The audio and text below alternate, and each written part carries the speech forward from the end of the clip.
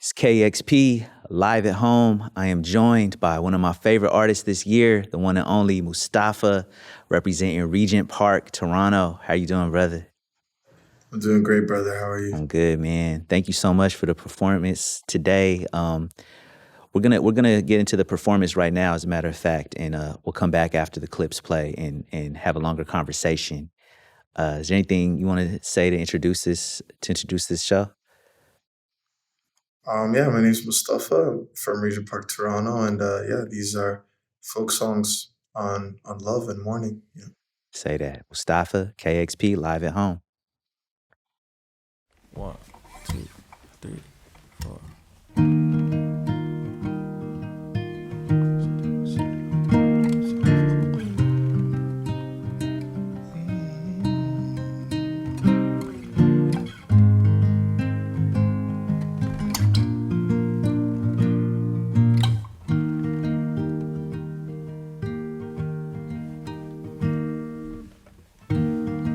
A bottle of lead, a gun in your jeans, and a little faith in me.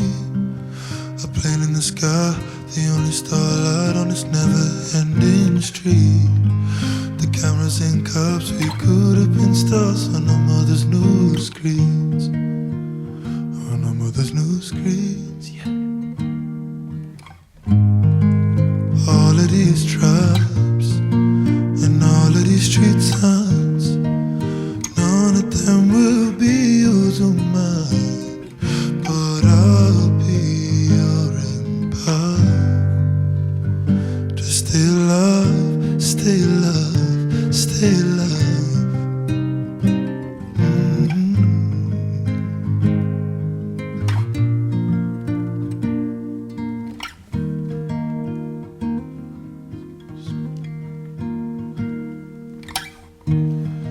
These colors and flags, the sweat on your back, you're doing what you can.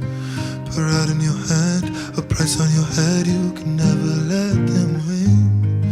Just put down that bottle, tell me your sorrows, I care about you, fam. I care about you, fam. Oh, oh, oh.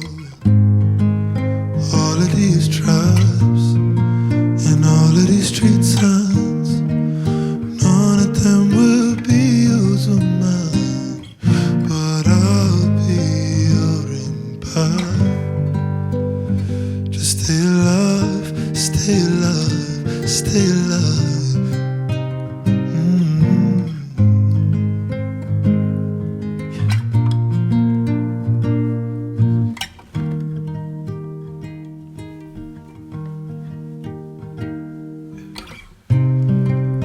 And if they take it all away, our freedom in our hearts and that glow in your face, I'll remind you who you were before the change.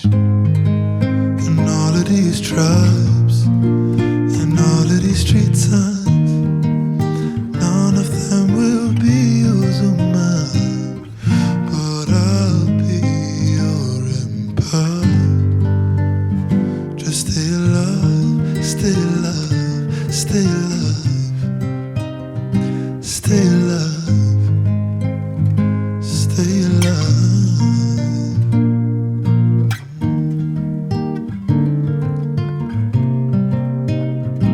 Stay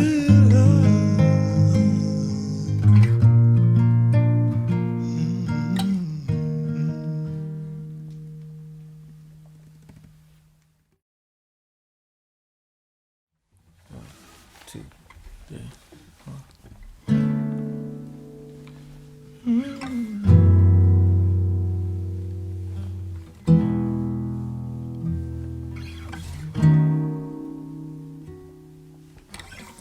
Don't increase your FOCs, just stay inside tonight. You know what's happening outside. You say it's okay, but you touch your chain. Like if they take it, I won't see you for a while. And I tell you how I feel, in case it's the last time. You know the odds, you know the flaws. It's all by design. And you go anywhere, though it ain't safe. Just know that I care, I'll always care. And I'll be awake, I'll be awake, I'll be awake, I'll be awake.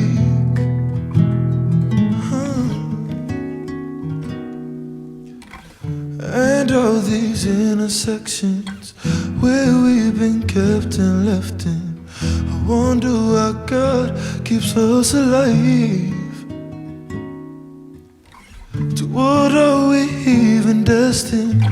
Will we have wives and children? Or is that not written for you and I? You know they want what's yours, and they want what's mine. And if we're too holy, they think we're folding. They don't want us to climb. And you go anywhere, though it ain't safe. Just know that I care, I'll always care. And I'll be awake, I'll be awake, I'll be awake, I'll be awake,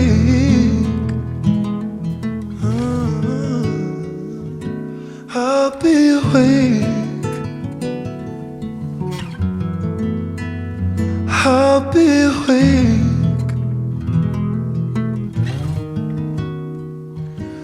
I'll be awake, awake.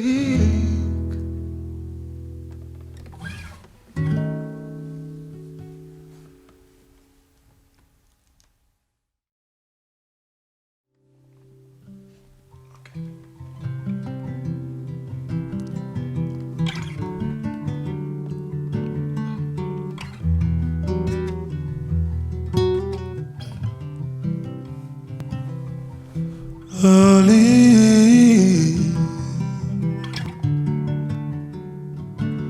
you know our hearts were at their fullest. Early,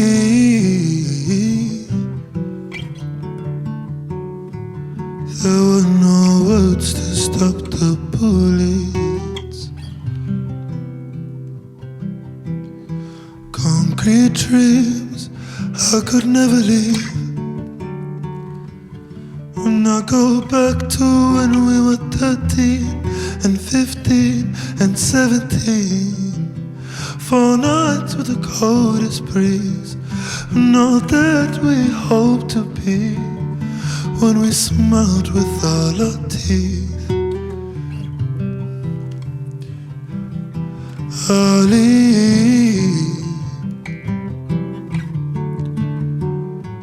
you know our hearts were at their fullest. Early,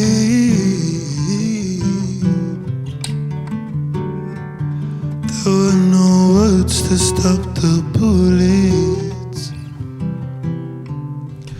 You should have left your home. I told you to go. I told you it wouldn't be safe. I told you it wasn't the way.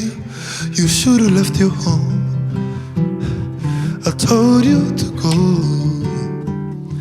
I told you it wouldn't be safe. Oh, how I prayed and I prayed.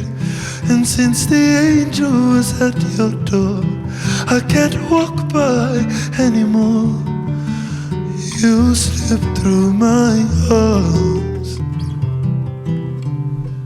and I see you on your sister's shirt. And it's hard to mask the hurt, and it's hard to mask your worth. Early,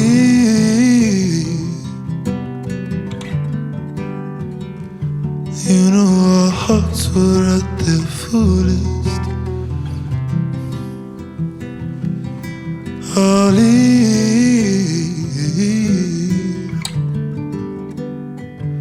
There were no words to stop the bullets. Now it's only me that needs to save himself. Feel like I can't be here while you're in that realm. Oh, I need time. Oh, I need time. Oh, I need time to mourn you, time to mourn you. Oh, I need time.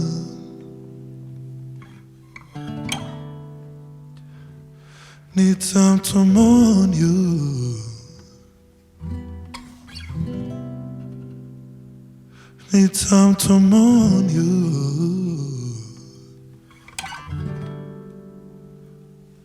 Need time to mourn you.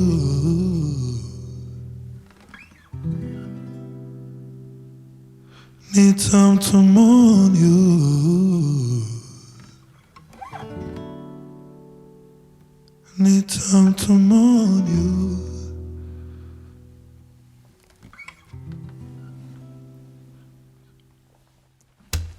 Three, four.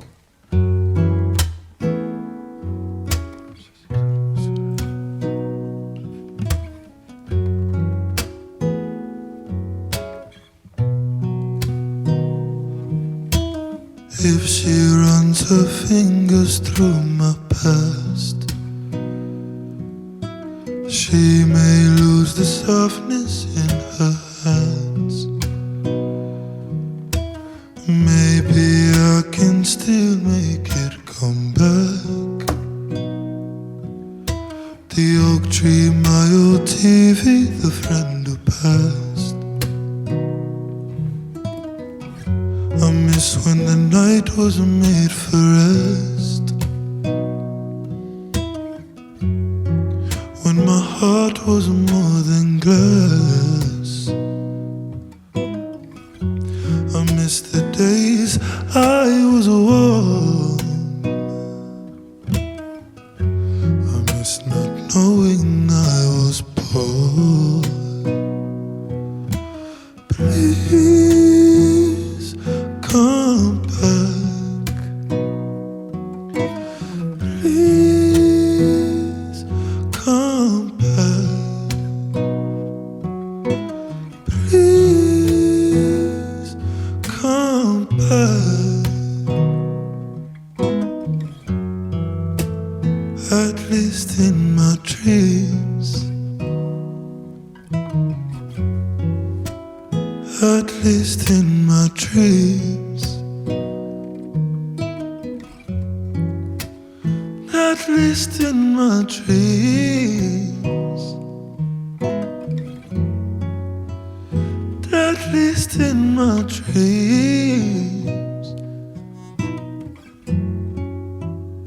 At least in my dreams.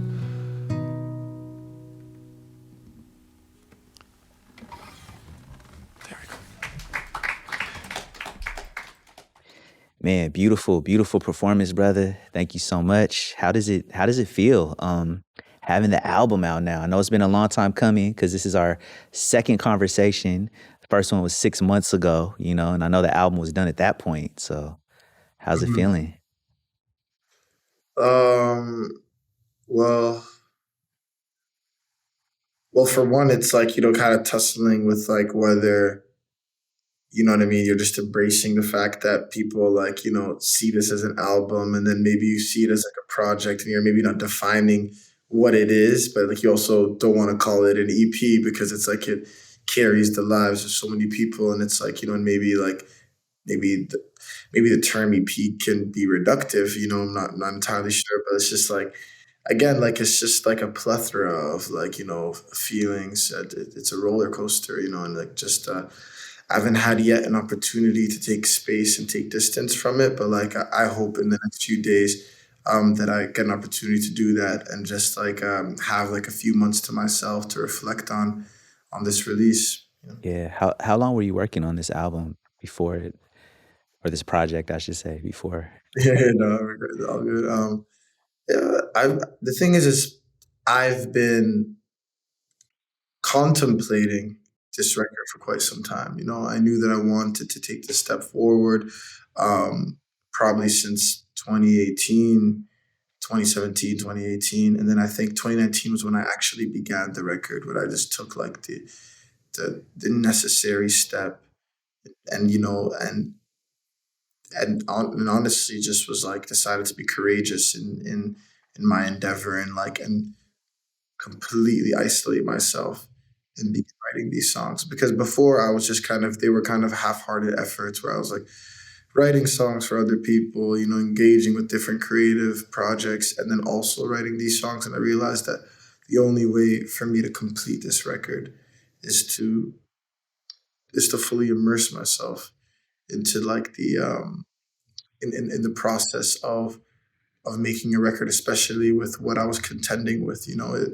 It required my full attention. I was gonna ask a little bit about that because about your previous work, because my introduction to you was through Stay Alive. Beautiful, beautiful video. Um, but in gearing up for this interview and the one before, I read about your previous songwriting credits and collaborations, even a group that I didn't know about. Like, what is your experience been like in music from before making this record? And what are some other records that you may have worked on that people don't even know about, you know? Yeah, well, I think for so long, I mean, I was a poet since I was like since 11, and it was just a means of expression. I didn't even think that I would it would be something that would be the center of my stability, and in my life. And I didn't think that would be like my job. I just thought that this is something that a gift that I was that I was granted to be able to make sense of myself and the world around me. And as time went by, songwriting found its way to me, and it just approached me. And you know I had the privilege of having a co-writing credit on Starboy, the Weekend's record. And that was the first ever co-writing credit I had, and I think that it just made it possible. And I realized that that was just like a window into the opportunity to do was what what assisted me through poetry, I was able to do for other people, and that's what was a window to like the possibility of assisting other people through the medium of like words and lyrics, and and the translation of like emotion, and so yeah, I kind of just journeyed through that, and like attempted to kind of maybe extend, what I mean, that offering to other people. And it felt like a full circle thing, because I had that for myself for so many years, and so much work that I make, it never reaches the world, because it's work that's just necessary to help me navigate the world around me. That's real. That's real. And shout out to Abel Test 5, man. How did uh how did that connection even come about? I know you're both from Toronto. So I mean, I first met his producer, those like and someone that was working closely with him, when I was back in Toronto, and we're both East Africans from the city, so it's just like I think he, of course, he paved the way for any singer coming out of Toronto or out of Canada. You know what I mean? It's just like definitely like broke barriers in a way that they weren't broken before. Of course, we've had like such like pivotal legacy artists come out of our country, singers particularly, but like most of them were white. You think about Joni Mitchell, Leonard, um, and Nick, and Neil Young. But the thing is, with Abel, it was like the first time that you have like some of a diaspora. You know what I'm saying? Like it's like an Ethiopian diaspora who's just like who grew in the city with like definitely a particular perspective that I think people of immigrant parents grow up with, and I think that's what made it identifiable for someone like me. And so I met his producers, Elangelo, Doc, and I was working with Frank Dukes, and Frank Dukes at the time, him and I wrote an idea together, and that found its way to Abel. And yeah, man, everything happens quite miraculously. Like Abel telling me, like, that a lot of the the moments of his career just kind of happened, you know, casually, and it happened without, like, him even overthinking it, just as, like, he just went, it was stream of consciousness, one thing became another thing, and then he, and all you can do is just carry forward with, like, the opportunities that God brings before you, and it's what you do with it, how you maintain it. That's amazing. I hadn't even really thought about like Toronto does have an incredible legacy of East African artists, from various countries, like kind of breaking into music. I'm also thinking of Kanon, you know, from Absolutely. Kanon is a trailblazer. yeah, Absolutely. yeah, Yeah. It's hard. You can't have a conversation about, like, Canadian music, you know what I'm saying? And, like, obviously, like, yeah, and East Africa, like, music in East Africa, intersection of that. Like, I think in North America, or in the world, without, like, the discussion of, like, I think the space that Kanon occupied. yeah, absolutely. For me as an Ethiopian hip hop artist, me and Kanon are essentially contemporaries. We were Yeah. releasing music at the same time, but at very different levels. And hearing Dusty Foot Philosopher for the first time was like a revelation. Like, oh, I'm not alone. And and your music does that for me too. And your music does that for my whole neighborhood, I would have to say. Your videos for Stay Alive, for Air Forces, just seeing the visuals of Regent Park, all the different communities that make up where you come from, it looks like such a reflection of South Seattle, of places like Holly Park out here, and it's a trip because Toronto and Seattle are, thousands of miles apart. But when we see your videos, it's almost like we see a reflection of ourselves, and we're proud of you as if we're proud of one of our own that made it. You know what I Mhm. mean? Um, I would love for you to tell us about Regent Park, about your neighborhood, where you grew up, and why it's so important for you to represent it in the beautiful way that you do. Yeah, firstly, I appreciate those words, man. It's like, all that I hoped for when making this record was that, like, people from, like, inner cities like mine, or like or if like or that could look at the videos and look at the music, and, like, and there could be a familiarity, and it's like, and that familiarity can be like that familiarity in that mirror is, like, helps even amplify or color, I'm saying, their own community, or, like, their own people that, like, that they lost, you know what I mean, in a way that, like, maybe necropolitical states that we live in don't allow for us to. But Regent Park is, to your question, Regent Park is like any community. It's a community of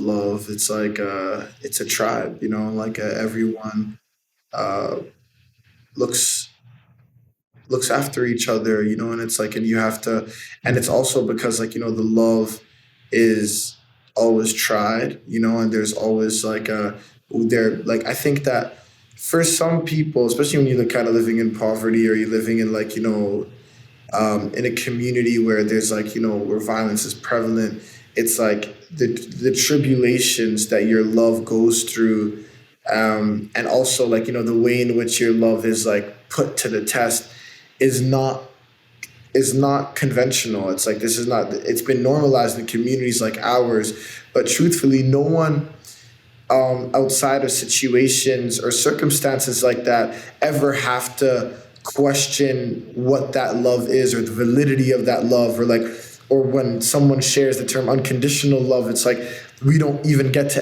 they don't ever have to, like, look at the cusp, or, like, the limitations of what unconditional love is.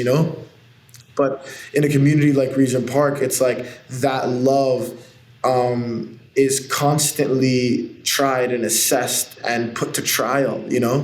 And but it makes for such a such a vibrant, like, emotion, and it makes for a passion. It makes for, like, friendships that feel Yeah. sacred. Everything feels like ceremony, and that's what it is. It's like, and I think that there is, like, a beauty to everything in Regent Park. And, it's like any community, except everything is magnified. Like the love is magnified, the beauty is magnified, the flipping care is magnified, like the motherhood, and it's like, and the extension of like family is maybe far more vast and expansive than in a regular community. But then, as well as that, the violence is also magnified, and so is the sorrow, and like, and you can't take one without the other. And so I realized that it's just a community that is larger than life. And I guess when you're in it, or when you're just kind of looking at it from the outside,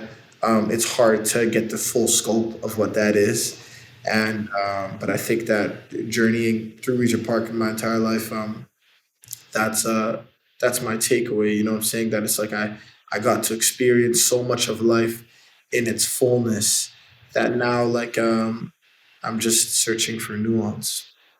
Man, I I love hearing you talk about the neighborhood, man. Like again, it resonates, and it makes me feel like a lot of the ways I feel about my neighborhood. You know what I mean? And these are largely immigrant communities where people Mhm. came from mostly from the global South, and had to find a way to make home and redefine home and carry home with you, and where home is a memory, and exactly how you said, like, create family in a different way and create new ways to survive and carry on tradition, even in languages where the tradition isn't supposed to be there, you know.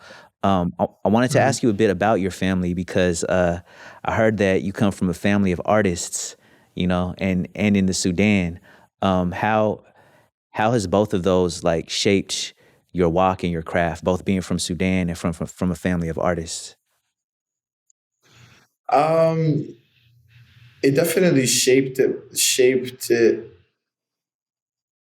completely, because in every sense, because my father was an artist at a point in time, but it's like he let it go, like, you know what I mean, along with like what he likes to call like the Jahiliyyah days, which are like the days of ignorance. And so I think that, when my father came to Canada, you know what I mean? And like so much of my father's like objective and purpose was to find stability, as so many immigrant parents journey, you know what I'm saying, to the Western world, or to like safety for that stability. And I think that when my father and my mother, they look at me, they they assume that like they assume that what they provided for me was a way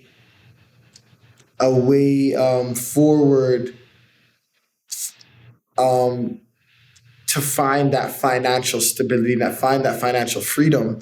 But I think what they don't realize, and I hope that my father realizes one day, is that what he actually provided me with was like the ability to dream, and dreaming, is something that he was robbed of. And I think that the space that he made for me has given me the liberty of dreaming, and giving me the liberty of freedom. And it's like the freedom to dream, and the freedom to dream is all that is maybe is far more important, than the liberty of like financial freedom. And I think that like there's always going to be a base stability here, like, I'm not taking away from like the like how vital stability is, but I think beyond stability, it's like, even if you're making little, it's like, if you could live, and you could love the way that you were living, it's like that is the gift in itself.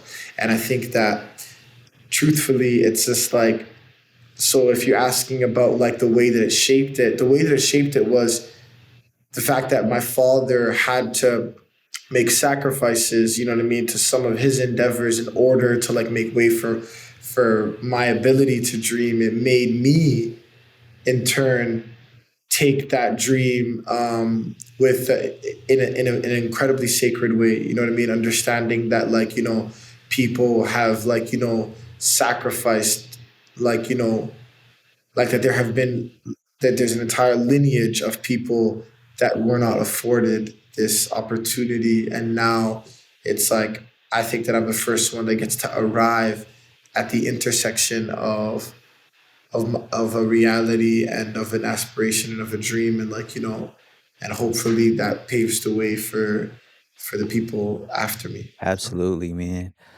Man, yeah, hearing you talk about your father not being able to reach his dreams in the same way, it again, it resonates with me personally, like thinking about my family, but not just my family, like immigrant families in general, right? Like there's the famous trope of like, the immigrant parent who doesn't want the child to be an artist, but in a lot of ways, like as artists who are children of folks who migrated here, we're continuing their journey.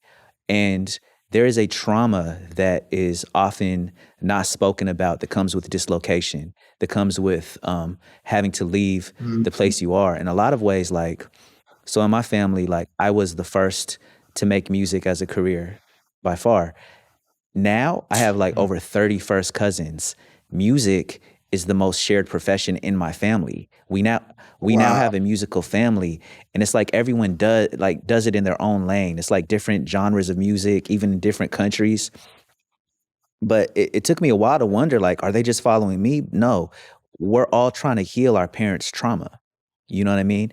And Yeah. music and arts and creativity is the way that we do that. So yeah, it makes sense. And yeah, it makes a lot of sense. I had another question for you, and this might come as a surprise, but we share another person, which is a friend that said she knew you when you were young through an arts program. That's Shadi. Yeah, Shadi is an Shadi is Shadi? another close friend of mine. Yes, and she You have a Shadi from like Pathways to Education? absolutely, yes. Yeah, man. You She's how know, I knew that you came from a musical family because I wanted to get on my Nardwar a little bit and find some secrets about you. honest to God, like you really achieved like Nardwar status just by mentioning her name because Shadi was just such a Yeah. significant person in my journey as a Ah, poet and in my journey as an artist. It's like for so long, like when I was in high school, it's like she was like my SPSW, which was like a my student parent support worker. And so like I would go to her office almost every day after school, and I would just like have conversations with her about poetry and about love and about forgiveness and like about like and about this community and like the way in which like I navigate it. And it's like yeah, she's been like yeah, she has like she carries like a place in my heart, and that place can never be overtaken by anything else. Like Shadi is like an incredible human, and and yeah, someone that is it's difficult to make mention of like my complete journey without making mention of her. that's beautiful, man. Yeah, I was gonna ask about like how important those types of programs were for you and how important you feel like they are for the community now. Pathways to Education is one of the most I think brilliant and effective programs that I've ever witnessed and taken part of. It's like I think just like the simplicity of, and also it's like people make up these programs. So like yeah, people like Shadi and Jermaine and like Ohms and like all these people like that. When you hire community based workers, people that like are familiar with the community that you're attempting to like uplift, it's like and you give them resources, you give them space, you give them like a power to continue the work that they're already doing.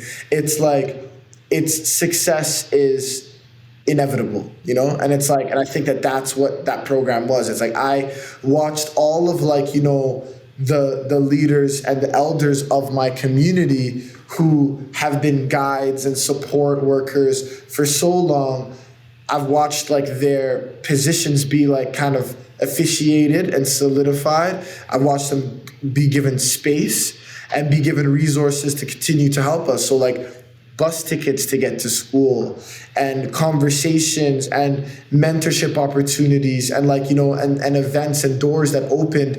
And it's like, imagine it's like opening doors for like a community worker to take kids to to walk kids through. And now it's like through the wisdom that they've developed through that community, they can help bridge the gap between that doorway that was made open and young people who may be overwhelmed by their entry, through that door, and it's like, yeah, it's like it covers so much ground. And I realized that like the most effective, the most sustainable programs, the programs that do sustain even in like East Africa or like, from like Western efforts, are sustainability programs that prioritize the leaders that already exist in the community, the healing processes, and like the programming that has already been prevalent, you know what I mean? Because you're not necessarily going somewhere and being like, I have a solution, but you're going into community. And that's like, I feel that's absolutely like, a pillar of the savior complex. But instead, you're going into a community and you're saying like, there are solutions here, and how can I strengthen and amplify the solutions that maybe need more space to move, That's so real. And I hope that really like sinks in with people that are hearing this conversation, that wherever issues are happening, there's people in that space that are working to address those issues. So coming from the outside and trying to heal something from your outside perspective is never going to be as powerful as investing in the people that are already there, living in it, who can see it in ways that you can never. So I'm really glad you said that, No, man. Yeah, I'm glad you asked. Yeah. Let's get back to the album, because we haven't even talked too much about the album. I wanted to talk about the very last song, the closer, Come Back. I think that is such a beautiful and real song. It's layered, and I think it's the perfect album closer for this album, because you're dealing with so much trauma of losing loved ones and growing up in a place where we face violence that we shouldn't have had to go through. You know what I mean? And I feel like that's the perfect album closer, because it's as if you're speaking to a person who you're trying to get to know intimately. And what are the lyrics? If she flips through help me out here. She goes through my past, she may lose the softness in her hands. Beautiful, right? It's when they talk about trauma, they talk about trauma as being something that separates your ability to deeply connect with other people. And a lot of times the trauma that we have in our lives, if we don't heal, it makes it hard for us to have intimate relationships. And the part of the chorus where you're saying come back, it's so layered to me, because it has multiple meanings. You could be saying come back to the person that you're trying to connect with, like don't run from my history, don't run from my stories. But you're also saying come back, like I want my dead homies back, Yeah. And it's just the perfect album closer to me, because it summarizes the necessity to face our traumas head on and heal. So yeah, I wanted to thank you for that. And also just ask, man, like how are you doing with that? And has making this album, and I don't know if there's other forms of therapy, helped you connect with other people at this point? Because, it's been a minute, I feel like, since you've recorded. I don't know the whole timeline, but I know I've sat with the album 6 months before the people heard it. So I know it's been a little bit. Yeah. I think that for me, it's like, I would be lying if I said that this was like an intrinsic part of my own healing. And maybe as this record continues to find its way through the world, it's like it will find its way into my healing process. But if anything, it was maybe regressive to my healing. If anything, like all that I did was accentuate and crystallize like feelings that I haven't even survived yet. And it's like, which I speak about often. And I think that I had to reckon with some thoughts that I've never reckoned with before. It's like, you think that you're emotionally transparent. You think that you confront everything. And then you start writing a record, and what comes through you is not ever what you imagined would. And you're like, oh, wow, was this the feeling the entire time? And you don't realize it until you complete it. And because it's, but like, with like a lyric, I always tell people what makes a strong lyric is truth, and so like when I'm writing something, I'm like, I know when something is closer to truth, and when I know when something is further away, and from that truth, and I think that as I tried to journey closer and closer to the truth, it was like I ended up saying things to myself and on record that that I have never spoken or uttered or even thought about. Maybe of course it was in my subconscious, but it's like for it to like reach a conscious state was like something that I was not even prepared for. Wow. So I think, yeah, this project, and like, even like the last song, all these songs, it's like I just tried to like create this capsule of a feeling Yeah. that people could have as a reference. I was talking to my boy yesterday and he was just telling me like, yo, like, I don't know, man, I'm gonna keep real. I can't really listen to like Ali or those songs, but he's like, because it's like, we've been through a lot of shit and I can't like, it's like, and I don't want to feel those things, you know what I mean? It's like, and I'm not prepared to like, to be in that kind of sadness, and I realized, and I told him, I was like, he was like, bro, but don't be offended by it. He's like, I love the hearse, and I was like, yeah, I was like, honestly, I'm like, the very reason why it's difficult for you to listen to those songs and that you Yeah. don't like them, like you genuinely don't like them, which I completely understand. Yeah. I'm like, is the reason why they had to be written. That's It's the right. reason why they had to be recorded. I'm like, so that like, That's right. I'm like, there's going to come a time in 10, 20, like decades later where my friends are going to try to recount a feeling and they won't be able to because they buried it for so long and that may have disintegrated, you know what I mean? And like, you leave anything below ground for long enough and it's just like, and you won't recognize it, like people, like bodies, like feelings. And I think that for me, all that I was attempting to do was to protect those feelings so they could be a reference point for what once was. Because I think that an intrinsic part of honoring someone is honoring what they made you feel when they disappeared, what they made you feel when they left you. And it's like, and if you can like, and if you can acknowledge that, you know what I mean, and make that, like make that a thing of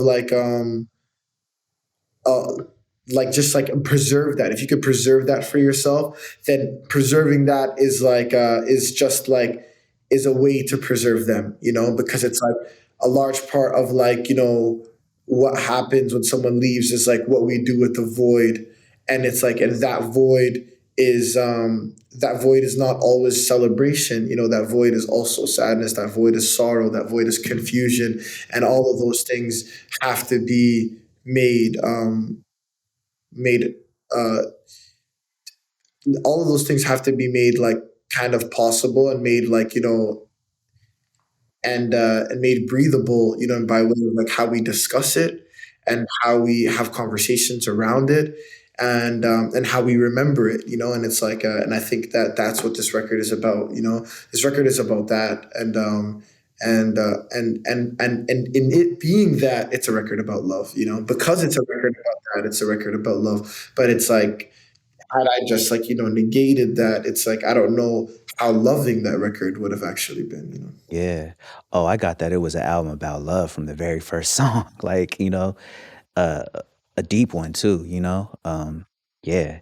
It's so real. What you just said, man, it made me think about so many things about like masculinity, about the ways that we're taught to be men. A Mm, lot of times have to do with like fighting your feelings, not giving yourself space to cry or grieve, which is one of the most human expressions. You know what I mean? yeah. Like it's one of the things that babies first do when they're born. But I feel like we really, you know, with the way we're socialized as men in this society, it's like we cut off whole parts of our humanity when we don't allow ourselves to grieve. And when you give yourself space to grieve, it's like you're getting your humanity back. You know what I mean? In in Mhm. in a real way. And another thing that it makes me think of is just feelings in general, right? Like we're also taught to fight our feelings in general and bottle them up. And I feel like that's why a lot of us get so aggressive and so ready to pop off is because we got all this stuff trapped inside. But really, like, thought that was liberating for me was something that somebody said to me when I was very young. I think it might have been my brother Khalil, but he said that your feelings are something that happened to you and through you for a Mhm. reason.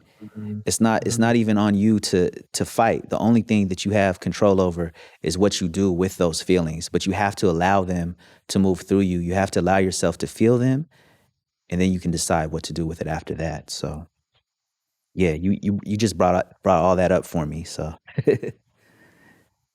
Wow, those are beautiful words that you've written out for Gina. man.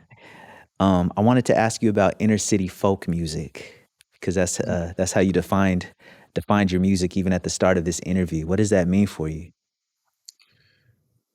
I mean, inner city folk music is folk music birthed out of the inner city. It's like, it's a culmination of experiences of like of love, of loss, of life. You know what I mean? Of in the inner city, of life in like in the city, in the city that is not recognized, that is not acknowledged. It's just like with folk music tells stories like inner city folk. And I know inner city, the term itself is a dated term. That is like maybe not like it's just not used in like academia or in like I guess like in government term anymore. But I've always appreciated that term because inner city is like it gives way for the truth of how a lot of people existed. You know what I mean? That it's just like when people ask me where I'm from, I don't think about Toronto. I think about Regent Park.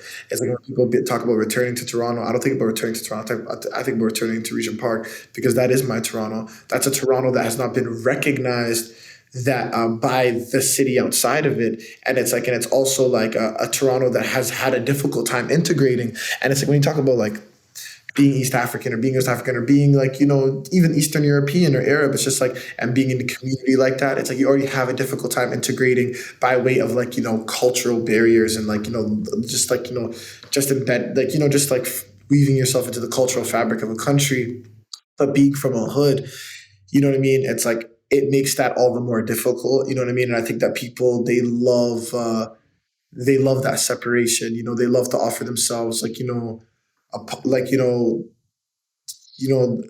part of the city and like not have to like look at like at what like the way that the city and government systems have damaged communities like ours. Because the truth is like when we look at like corrupt government, the people that are most affected by corruption are low income communities, of course. You know what I mean? So it's just like I think that when we talk about like imperialism, you talk about like um, politics. It's like a lot of like a lot of the politics of what it means to live in a city that you think is free and that you think is safe. It's like that can easily be debunked by people that live in communities like mine. So I think that it's just like we are a testament to like all of the beauty of what it means to be from a city like ours, but also all of the horrors and shame of what it means to be from a city like ours too. Yeah.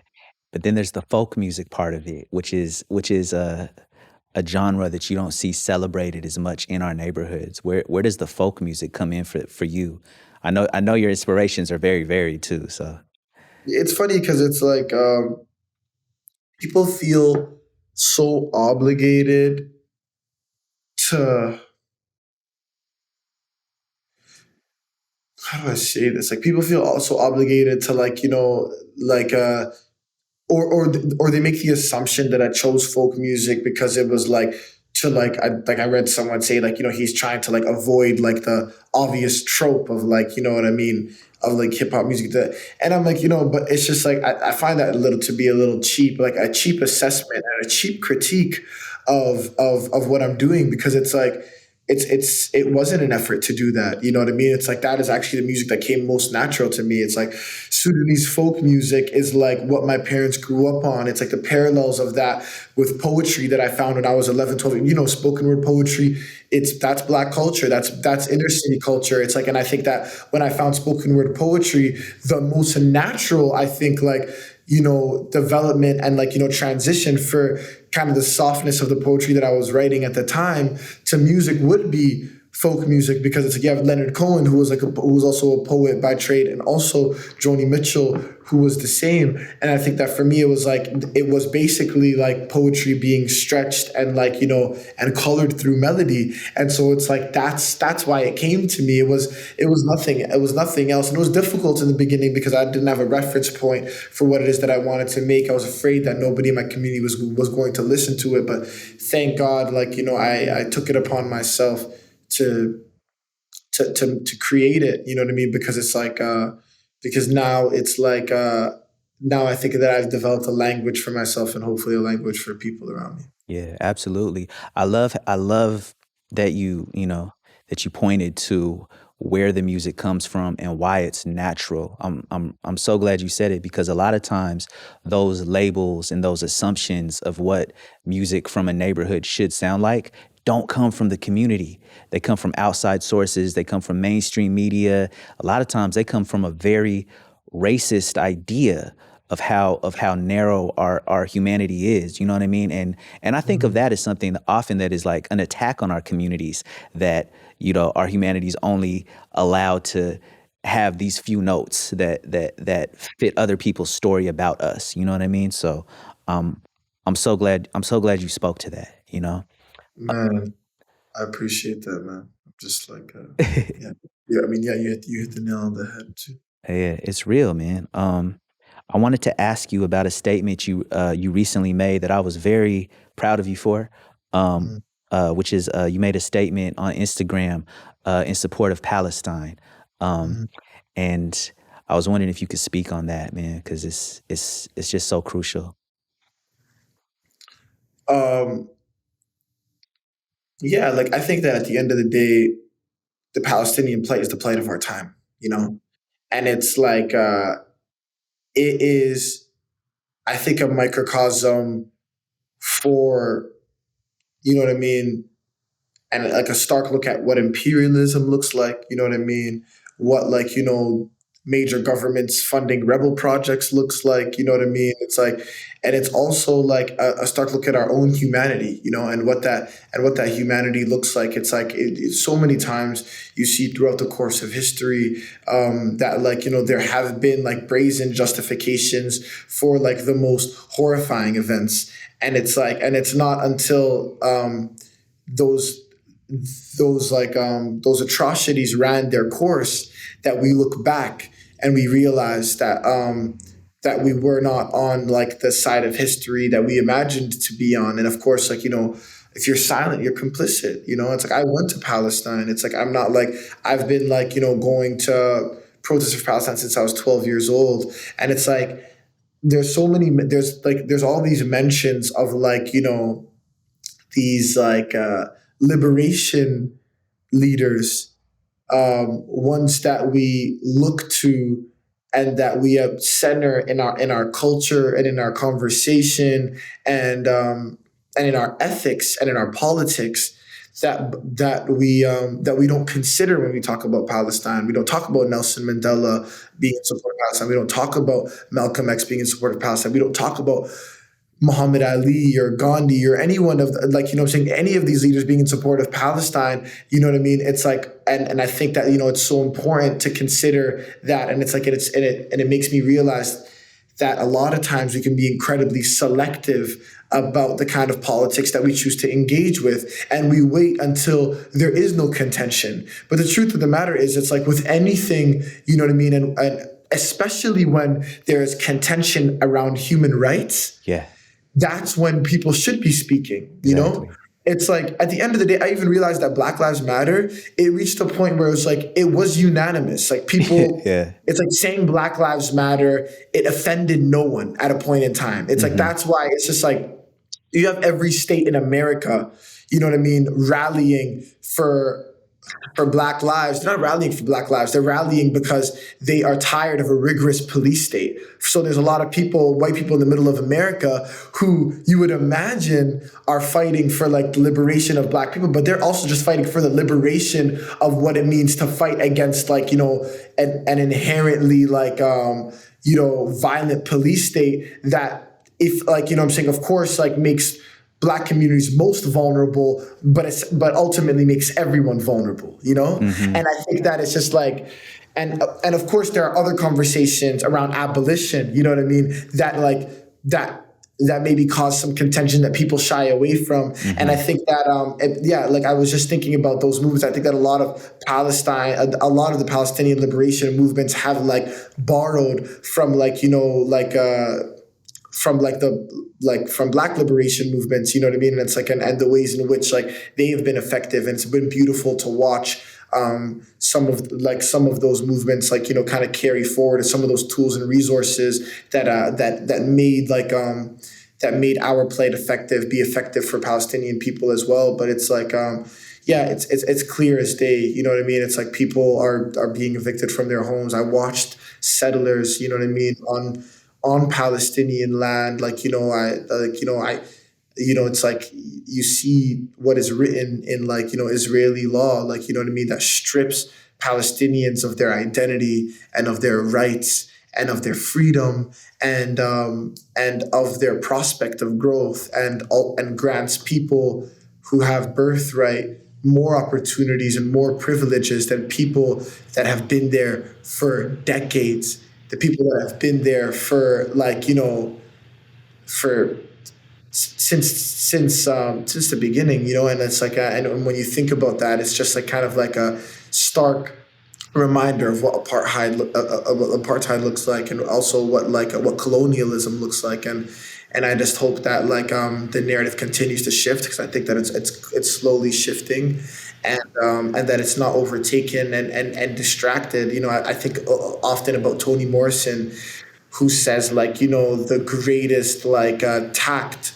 of racism is distraction, and, like, distraction exhausts you. Yeah. And distraction, it's like, and it just, like, it confuses you, and it has you explaining yourself over and over again why you deserve freedom, why your head is shaped the way it is. It's like, why is it? It's like, and that explanation just, like, kind of draws you thin. And I just hope that we can always center the people that are most vulnerable. And what it really comes down to, outside of politics, outside of, like, the conversation around whether it's a conflict, which that absolutely is not, it's the main thing is that there are people that are most vulnerable.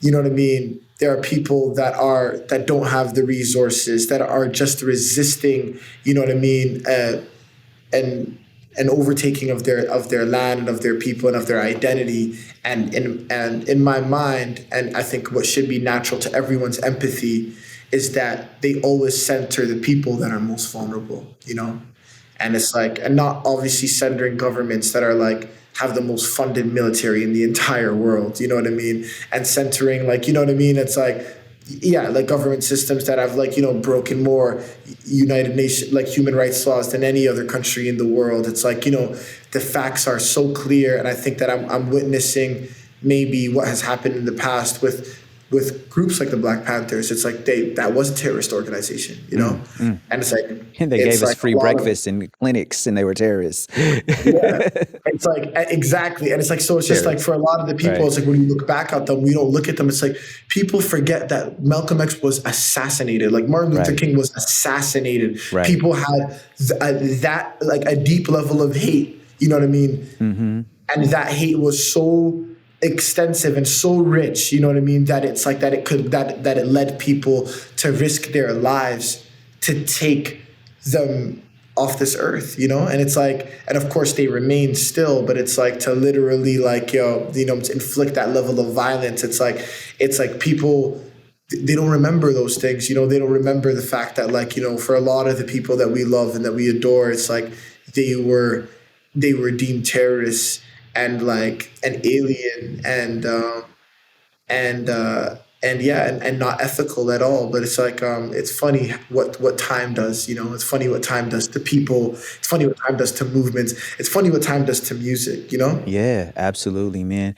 And like you said, in those other situations, like with the Malcolm X or with the Black Panthers, it's like the attacks were not just, they were physical, but they were also with stories, and a lot of times it's like the story that you tell about a people is used to justify all these atrocities, and those things happen when the people who are in the crosshairs of that aren't given a microphone, aren't given a space, aren't given a place to let their stories breathe, So again, that's why I think your music is important, bringing it all the way back. You know what I mean? Yeah, thank you for that statement, man, because it's... I thank you for asking me about it, man. Yeah. It's like, it is like something that means a great deal to me. So I'm happy that you asked. Yeah, absolutely. And I know a lot of musicians and just people in general, especially in this part of the world, are still scared to speak about Palestine, But at the same time, your name's on that open letter. My name's on that open letter too. Hashtag Musicians for Palestine. Yeah, We just put out a weekly mix here on KXP, all music from Palestine and artists that are in solidarity with. Um, amazing. you know what I mean? So there's a lot of people that are speaking up about it right now, and I hope that just encourages people to be courageous, to speak up when they see injustice. So yeah. With that, I know we're running up on time, but I did want to make sure I ask you, what are you working on these days, brother? Like what's next for you? Man, I'm just trying to survive, bro. You know what I'm saying? I'm trying to survive the release of this record. Yeah. I'm trying to for the past few years, this like record has engulfed me, you know. It has informed my every decision. It has like, been why like it has like it has been like, my compass and my navigation, and so much of like what I am and where I traveled, it was all because of this record. And so for the first time ever, I'm looking beyond it, and I no longer need to make decisions because of it. And and I'm still understanding what that is. Okay. Yeah. Yeah. Are It's there still are there yeah. any plans to tour with the music now that we're hopefully like getting out of this pandemic? The thing is I definitely am going to do a show in Toronto, Yeah. absolutely, because that's home, and I think that the Toronto deserves that. And I've always like dreamed of doing a show in Toronto. I don't know if I have it in me to do a complete tour, because Yeah. of like it's just like The to feelings. travel Yeah. with like performing songs that are like eulogies. It's like that may be an incredibly difficult thing to do, and so I don't know yet. You know what I mean? If like I think that like I'm just trying to assess what my relationship with the songs are now that they're out in the world, and I guess yeah, we'll see what that is. I feel that. What are your hopes for Regent Park in the future? For your neighborhood where you came from? My hopes for Regent Park.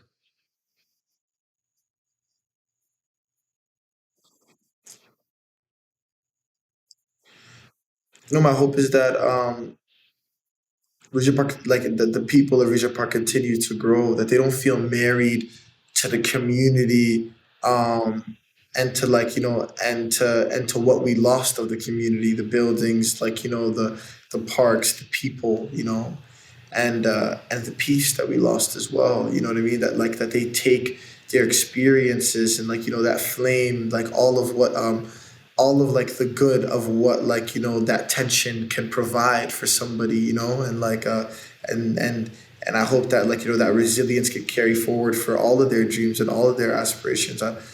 I just hope that Regent Park remains in the people, because it's like because we're the ones that are going to carry these stories forward. And you know what? I'm just telling a single story in Regent Park. Like I don't cover all ground. I don't cover all people. It's like it breaks my heart sometimes, because it's like even in writing, sometimes people like they wonder why I don't honor certain people, like from Regent Park that have passed. And and there have been many people that have been murdered and that have passed from Regent Park, and a lot of which people that I care about. But it's like for me, it's like all that I could do was speak about the people that are closest, that I knew enough to try and preserve. You know what I mean? And it's like, and I think that hopefully people could see fragments of that in the people that they lost, that they were closer to. And I think that that hopefully this is like a blueprint or a DNA for other people in Regent Park to preserve other people. You know what I mean? Because it's like this is not like there is no grieving hierarchy. No one deserves preservation more than the next person. But like hopefully we can just create a way forward for everyone to be preserved in the way that they deserve to be. That's right. Man, healing in public, bruh. Mustafa, thank you so much for your time, for the music. Thank you so much for the beautiful questions, and I'm so glad we finally got to Yes. do this. Yes. Appreciate you, brother. This has been KEXP Live at Home with Mustafa. Discover new music at kexp.org.